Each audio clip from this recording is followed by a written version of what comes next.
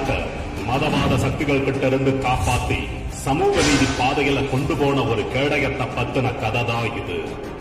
பேரறிஞர் அண்ணா, முத்தமிழறிஞர் கலைஞர் மாதிரியான தம்பிகளின் துணையோடு 1949 உருவாக்கினதுதான் இந்த கேடயம்.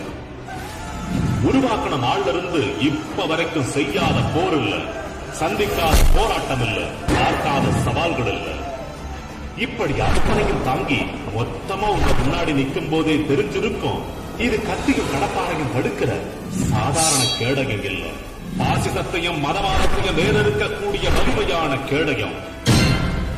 இப்ப இந்த கேடயம் யார்கிட்ட இருக்குன்னா, இரு மாபெரும் ஆளுமைகளின் வழிவந்த போர் குணமும் போராட்ட குணமும் நிறைஞ்சிருக்கிற முத்துவேல் கருணாநிதி ஸ்டாலின் தார்மீக தலைவன் கிட்டதான் இருக்கு.